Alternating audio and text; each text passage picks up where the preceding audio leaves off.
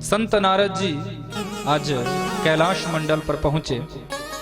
कैलाश पर जैसे ही आए हैं, संयोगवश भगवान शंकर जी कैलाश पर नहीं है।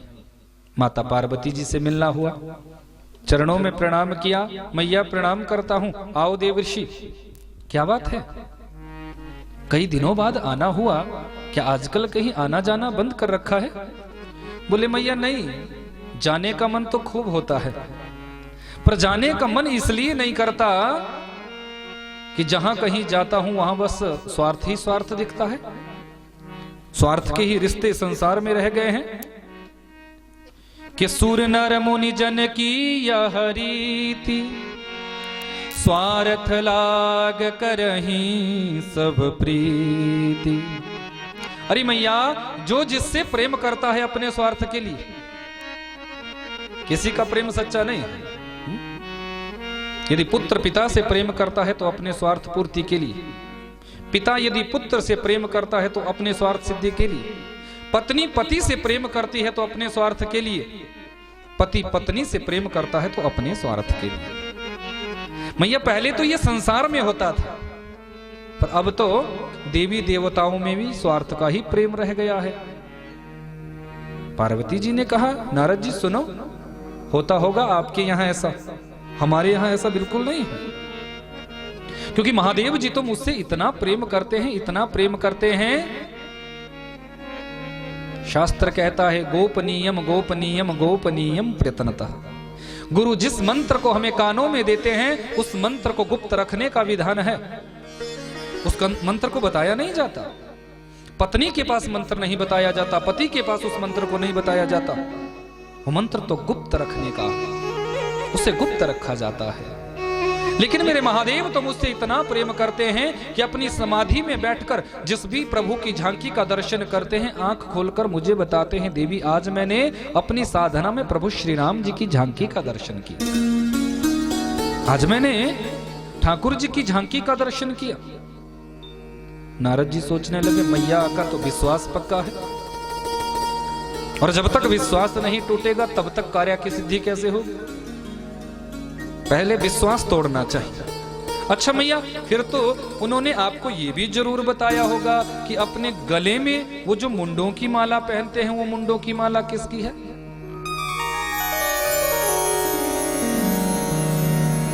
दिमाग ठनक गया। पार्वती जी सोचने लगी, प्रेम तो खूब करते हैं पर ये तो कभी बताया नहीं। बोले प्रेम क्या मैया फिर खाक करते हैं? अरे सब नाटक करते हैं, कोई प्रेम नहीं करते। यदि प्रेम करते तो ये भी जरूर बताते कि इतने प्रेम से जो मुंडों की माला अपने गले में लटकाते हो, माला किसकी है? अच्छा नारद जी तुम बैठो, मैं पता करवाऊंगी। बोले ना मैया ना, मेरा तो काम हो गया, अब कहीं आगे चलता हूं। नारद जी तो यहां से गए, पर मैया को तो अब गुस्सा आ गया। प्रेम तो खूब करते हैं लेकिन नाटक था। आज मैया जाकर कोप भवन में बैठी है। पहले जब घर मकान बनाए जाते थे तो एक कमरा ऐसा होता था जिसके द्वार पर लिखा होता था कोप भवन।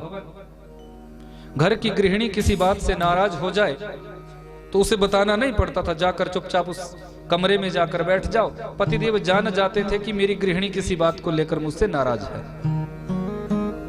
अब पतिदेव जाते, बड़ी मनोहार करते, तब जाके फिर बात कुछ मनती। अब मैया भी जाकर आज कोप भवन में बैठी है। शंकर जी आए हैं, गणों से पूछा देवी पार्वती कहाँ है? बोले मैया तो कोप भवन में बैठी है। महादेव जी सोचने लगे, देवी पार्वती जी को कोप भवन में जाने की क्या आवश्यकता पड़ी? जाकर पूछता हूं।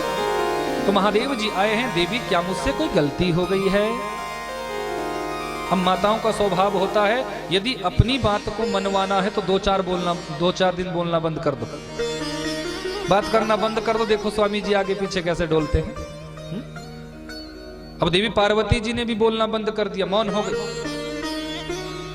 महादेव जी ने फिर पूछा, बोले देवी तुमसे पूछ रहा हूं, क्या मुझसे कोई गलती हुई है? जब 3-4 बार ऐसा पूछा तो कह दिया कि स्वामी क्या आप मुझसे सचमुच में प्रेम करते हैं? बोले देवी तुमसे प्रेम नहीं करता तो फिर क्या पड़ोसन से करता हूं? अब कैलाश में तो पड़ोसन भी कोई नहीं है, आपके यहाँ तो चलो पड़ोसन होती होगी, पर जहां बाबा विश्वनाथ बैठते हैं उस कैलाश मंडल में तो कोई पड़ोसी भी नहीं है। तो महादेव जी ने कहा, देवी मैं तुमसे ही प्रेम करता हूं। बोले झूठे कहीं के, आप प्रेम नहीं करते।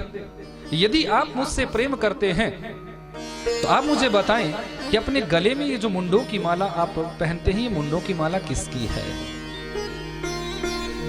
महादेव जी कहने लगे, देवी मैं तुमसे सच्चा प्रेम करता हूं, इसका कोई मेरे पास यदि प्रत्यक्ष उदाहरण है तो ये मुंडों की माला है। वैसे तो आप पराम्बा है, जगदम्बा है, पर लीला की सिद्धि करने के लिए बार बार इस धरती पर आपका अवतरण होता है, आप अवतार धारण करती हैं। तुम्हारे प्रत्येक जन्म की स्मृति मुझे बनी रहे। जब तुम अपनी लीलाओं को समेटकर इस धराधाम को छोड़कर जाती हो तो तुम्हारे उस जन्म का मैं ये मुंड अपने इस माला में पिरोकर रख लेता हूं। देवी पार्वती जी कहने लगी, महादेव फिर तो आप महाकपटी निकले।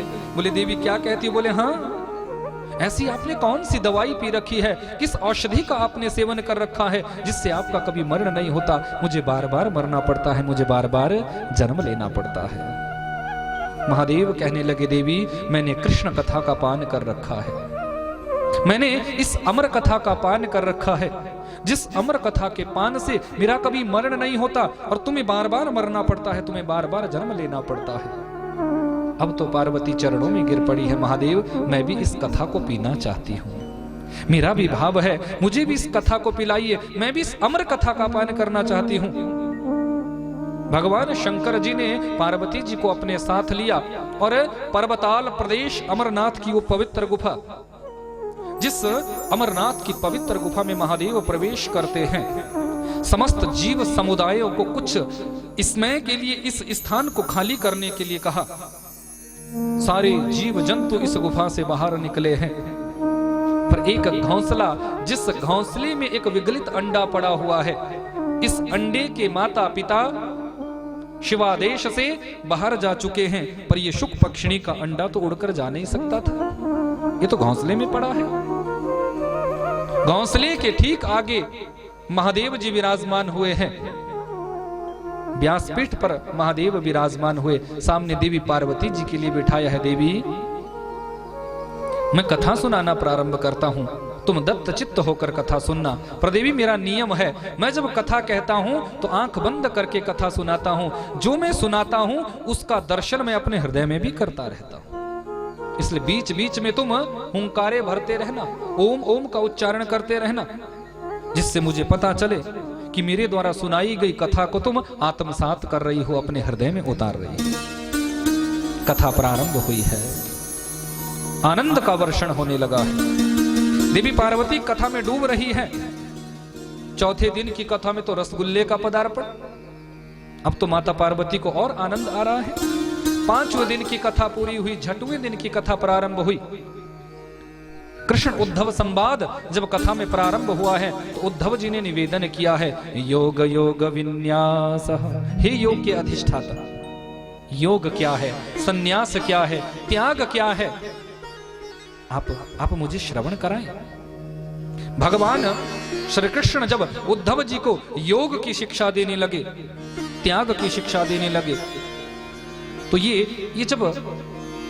प्रसंग जब चला है तो माता पार्वती अब 5 दिनों से सतत कथा सुन रही थी। ऐसे थोड़ी भी कि जैसे आप लोग सुनते हो 3 घंटे कथा सुनी, उसके बाद गए भंडारा पाया और घर में जाकर सो गए।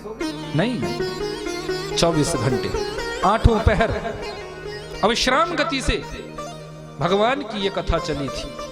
ये कथा कोई 7 दिन में पूरी नहीं हो सकती। यदि ये तो एक नियम है, परीक्षित के समय से ये नियम बना 7 दिनों का। श्रीमद् भागवत तो चाहे महीने तक सुनो तो भी पूरी नहीं हो सकती। सुंदर नगर में एक जगह है बाड़ी, जैसे ये बाड़ी नहीं आपके वाली, सुंदर नगर में एक बाड़ी नामक स्थान है जहां बाबा सोहम गिरी जी विराजते हैं। उन्होंने हमसे बात करी कि व्यास जी हमारा मन है कि 15 दिनों की भागवत हो जाए, 7 दिनों में तो आनंद ही नहीं आता। हमने कहा बाबा जी आपका आदेश है तो आनंद होगा। और पाक्षिक यानी 15 दिनों की श्रीमद् भागवत मैंने वहां कही थी। तो ये कथा तो ऐसी है, जितना इसको गाओ इसको कोई पूरा थोड़ी भी कर सकता है। अब अविश्राम गति से माता पार्वती कथा सुन रही थी, तो कथा सुनते सुनते अब 6वें दिन की कथा में माता पार्वती जी को नींद आई। एक बात कहूं, कथा में नींद उसी को आती है जो पापी होता है, समझ लेना। अब आप सोच रहे होंगे, बोले महाराज जी इसका मतलब तो ये हुआ कि माता पार्वती जी पापिन थी, क्योंकि यदि नियम आपके ऊपर है तो उनके ऊपर भी तो है। अब श्रोता यदि आप बने हैं तो नियम तो सबके ऊपर एक जैसा है। ऐसा तो नहीं कि एक के ऊपर कोई और नियम, दूसरे श्रोता के ऊपर कोई और नियम। फिर कौन सा पाप किया था माता पार्वती जी ने? बताऊं या आग सीधा सीधा चलो? बोलो, बताऊं या रहने दूं?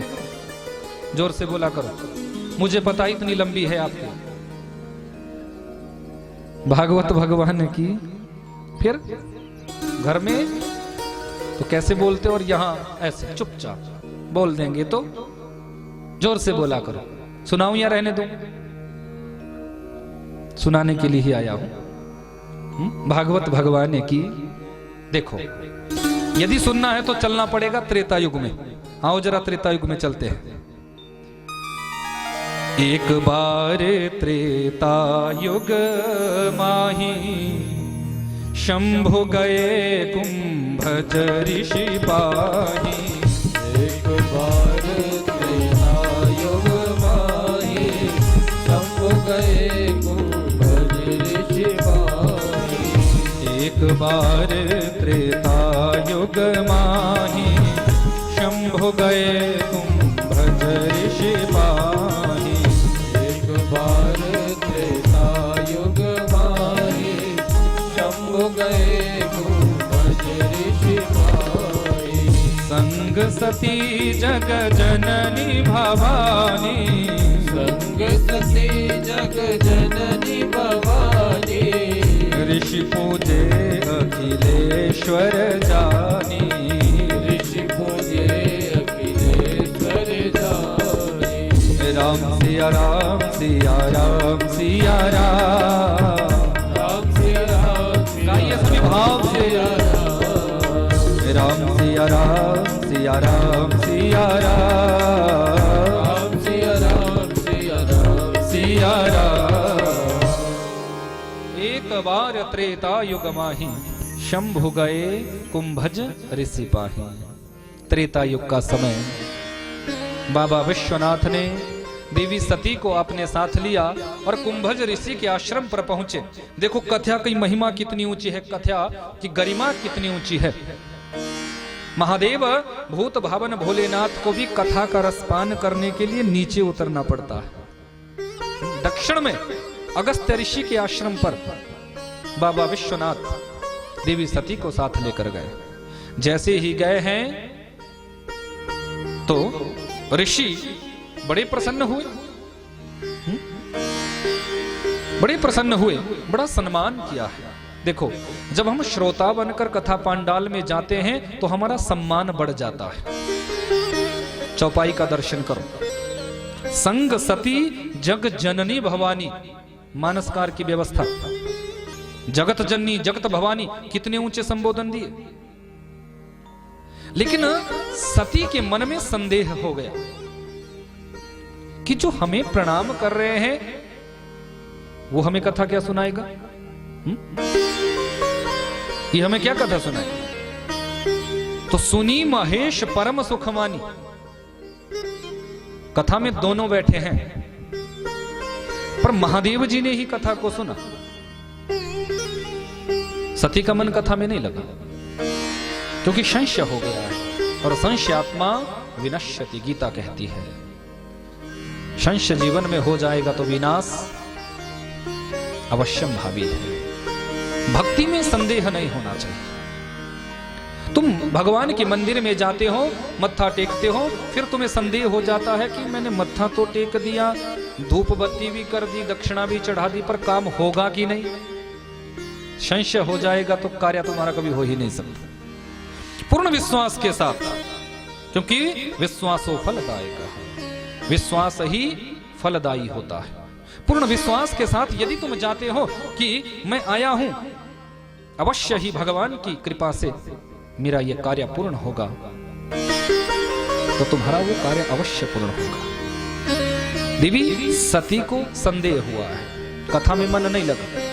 मानसकार ने सोचा जब कथा सुनी ही नहीं तो उसका नाम हटाओ, फालतू में नाम काहे को गाया जाए। तो अगली चौपाई में नाम हटा दिया, बोले सुनी महेश परम सुख मानी। श्रोता है ही नहीं तो नाम क्यों बोला जाए। कथा तो महादेव जी ने सुनी, इसलिए कथा सुनने से क्या हुआ, बोले परम सुख। एक होता है सुख और एक होता है परम सुख। कथा से सुख नहीं मिलता, कथा से परम सुख हमारे हृदय में उत्पन्न होता है, परम सुख की अनुभूति। महादेव जी बड़े प्रसन्न हुए। देखो कथा का नियम है, जो भी वक्ता तुम्हें कथा सुनाता है, श्रोताओं का धर्म होता है कि कथा के बाद यज्ञ की पूर्णता पर कुछ ना कुछ दक्षिणा दी जाती है।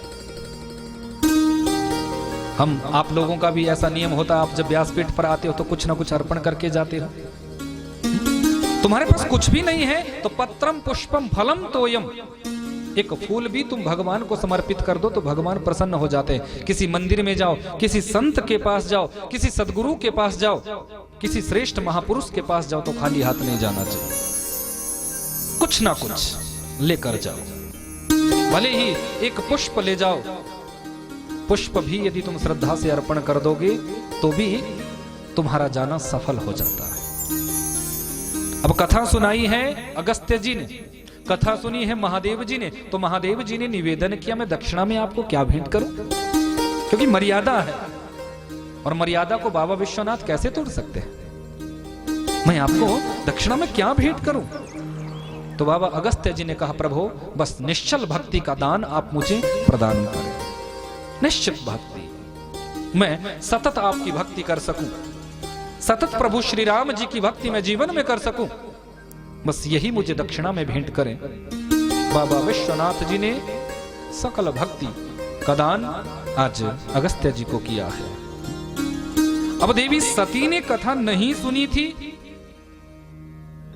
वही पाप देवी सती को लगा है, वही पाप, ध्यान दीजिएगा जहां से मैंने प्रसंग प्रारंभ किया था, वही पाप देवी सती को लगा और आगे चलकर सती भस्म हुई, लेकिन अगला जन्म पार्वती के रूप में लिया। शैलसुता पर्वतराज हिमवान के यहाँ, हिमांचल राज के यहाँ, बहुत से लोग कहते हैं कि हिमांचल का नाम किसने रखा, पर मैं आपसे बताना चाहूंगा ये किसी नेता प्रणेता ने यहाँ का नाम नहीं रखा, किसी व्यक्ति विशेष ने हमारे इस प्रदेश का नाम नहीं रखा। ये तो हमारे वेदों में, हमारे पुराणों में हिमांचल राज की व्यवस्था। हिमांचल राज, ये जो हिमांचल जिसमें हम वास कर रहे हैं, ये पर्वतराज हिमवान थे जिन्हें हिमांचल कहा जाता था, और उन्हीं के यहां पार्वती, भगवती पराम्बा जगदम्बा पार्वती रूप में आई, शैलसुता बनकर आई। लेकिन पिछले जन्म का वो पाप जीवन में रहा है। हम देखो, जब देवी देवता भी अपने कर्मों के प्रभाव से नहीं बच सके तो हम और आप तो किस खेत की मूली नहीं, गाजर। मूली थोड़ा कड़वी होती है, उदाहरण देना है तो मीठा दो ना। बताओ हम बच सकते हैं? बोलो कोई बच सकता है? जैसा तुम कर्म करते हो, कर्मों के फल से तुम कभी बच नहीं सकते, कर्मों का प्रभाव तुम्हारे जीवन में आएगा ही आएगा। देवी पार्वती जी को भी अपने कर्मों का फल भोगना पड़ा है। पिछले जन्म का वो पाप आज माता पार्वती के शीश पर बैठा है, और माता पार्वती को छठवें दिन की कथा में नींद आई है। भक्तवत्सल भगवान की समझ में आया कौन सा पाप था? समझ में आया? जोर से बोलो, इतनी ठंड नहीं है कि आप बोल नहीं सकते, जोर से बोला करो। समझ में आया कि और उदाहरण देकर समझाऊं? समझ में आ गया ना? आज माता पार्वती जी को नींद आई है, इसलिए मैं कहता हूं कि कथा में वही सोता है जो पापी होता है। बोले महाराज जी अच्छा किया आपने बता दिया, अब देखा कि जो सोया उसको बोला तू पापी। अब तो मौका मिल गया आपको कहने का, पर यह प्रयोजन नहीं है मेरा सुनाने का। मेरा मनोभाव सिर्फ इतना है कि आपको मैं बता सकूं कि कथा में निद्रा उसी व्यक्ति को आएगी जिसका कोई ना कोई पाप शेष है। अब नींद आई है, पीछे जो अंडा था, जिस अंडे से वो पक्षी निकल चुका है, अंडा फूटा है, पक्षी का प्रादुर्भाव, वो शुक पक्षी कथा सुन रहा है। माता का यहां ओम ओम कहना बंद हुआ, ये पक्षी विचार करने लगा, मैया को तो नींद आ गई। नींद आने का मतलब है कि बाबा कथा सुनाना बंद कर देंगे, और कथा बंद हुई तो कथा पूरी हुई नहीं। जिस आनंद में मैं डुबकियां लगा रहा हूं, गोते लगा रहा हूं, वो आनंद मेरा नष्ट हो जाएगा। अब देखो, इस शुक पक्षी ने माता पार्वती जी के ही स्वर में ओम ओम बोलना प्रारंभ कर दिया। ओम ओम बोलना प्रारंभ कर दिया। 7वें दिन की कथा पूरी हुई। बाबा विश्वनाथ ने जय घोष किया है, बोले माल कृष्ण लाल की। जैसे ही जयकारा लगा, मैया की नींद टूटी। अच्छा स्वामी, आपने वो कृष्ण उद्धव संवाद प्रारंभ किया था, उसके बाद की कथा? बोले देवी मैंने तो पूरी कथा गा दी, मैंने तो कथा पूरी सुना दी, फिर पर मैंने तो सुनी नहीं। यदि तूने कथा पूरी नहीं सुनी तो फिर ओम का उच्चारण कौन कर रहा था? मतलब स्पष्ट है कि यहां कोई दो के अलावा तीसरा भी है। सामने देखा कुछ दिखा नहीं, दाएं बाएं देखा कुछ दिखा नहीं। जैसे ही व्यासपीठ से पीछे मुड़े हैं, वो नन्हा सा पक्षी अमर कथा का पान करके अमरता को प्राप्त हो चुका है, कलरव कर रहा है, आनंद के हिलोरे ले रहा है। महादेव जी को क्रोध हुआ, इसने ब्रह्म विद्या की चोरी की है। भागवत कथा ब्रह्म विद्या है, और ब्रह्म विद्या का नियम है ये सन्मुख बैठकर ही ग्रहण करनी चाहिए। पीठ पीछे, व्यास पीठ के पीछे बैठकर कथा सुनने का अधिकार नहीं है। ये कथा का अधिकारी नहीं, इसने अनधिकार रूप से कथा का ग्रहण किया है, इसलिए इसे मारना चाहिए। भगवान शंकर त्रिशूल लेकर उसके पीछे दौड़े हैं, पर ये नन्हा सा पक्षी शिव भय से भयभीत होकर यहां से उड़ा है। पर्वताल प्रदेश से नीचे उतरा वद्री विशाल धाम, जिस वद्री विशाल धाम में सम्यप्रास नामक कुटिया, जिस कुटिया में वेद व्यास और उनकी पत्नी बिट्पा देवी वास करते हैं। बिट्पा देवी ने चरणों में प्रणाम किया, स्वामी वृद्धावस्था आ गई पर अभी तक कोई संतान नहीं हुई, कोई बेटा बेटी नहीं हुआ। व्यास जी कहते हैं देवी चिंता मत करो, भगवान की अहेतुकी कृपा होगी, अवश्य ही हमारे यहाँ कोई श्रेष्ठ संतान का जन्म हो जाएगा। आज माता बिट्पा देवी अपनी दहलीज पर खड़ी है, उबासी आई है। जैसे ही जम्हाई लेने के लिए मुंह खोला है, ये नन्हा सा आया है और माता बिट्पा के मुख से प्रवेश करके गर्भ स्थान में प्रवेश कर जाता है। बोले शुकदेव स्वामी की। शुक मतलब शुक पक्षिणी से जन्म लिया, देव मतलब देवता जैसा कर्म है, इसलिए नाम पड़ा शुकदेव। महादेव जी आए, जब कुछ मिला नहीं तो वापिस हो गए। शुकदेव जी ने मातृ गर्भ में 12 वर्षों तक वास किया। देखो संसार का नियम है, संसार का नियम है कि 9 महीने या 9.5, अधिक से अधिक 10 महीनों के बाद बच्चे का जन्म हो ही जाता है। लेकिन शुकदेव जैसा संत मां के गर्भ में पूरे 12 वर्षों तक बैठा है, जिन्होंने जन जन तक रामचरित मानस को पहुंचाया। और वो तुलसीदास जी अपनी मां के गर्भ में पूरे 12 महीने रहे। 12 महीने, बच्चे का जन्म 9 से 9.5 महीने में हो जाता है, लेकिन 12 महीनों तक तुलसीदास जी ने अपनी मां तुलसी देवी के गर्भ में वास किया था। और जब जन्म लिया था तो मुंह में पूरे 32 दांत थे, और जन्म लेते ही तुलसीदास जी के मुख से सिर्फ और सिर्फ राम निकला था, इसलिए लोगों ने नामकरण कर दिया राम बोला।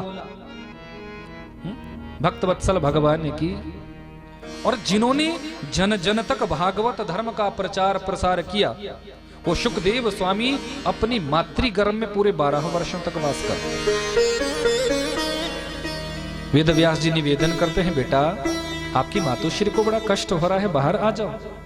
अंदर से आवाज आती है, बोले नहीं वेदव्यास जी मुझे बाहर नहीं आना। बोले क्यों? क्योंकि बाहर यदि आऊंगा तो वैष्णवी माया का पर्दा ऐसे गिरेगा कि जो भगवान की माला में यहां जप रहा हूं वो माला छूट जाएगी। गर्भावासम समम दुखम न भूतो न भविष्यति। गर्भ में जो जीव को कष्ट होता है वो कोई अन्यत्र नहीं होता। बहुत छोटी सी जगह, जिस छोटी सी जगह में बच्चे को उल्टी परिस्थिति में रहना होता है, सर नीचे और पैर ऊपर। जैसे तुम लोग शीर्षासन करते हो ना, करते हो?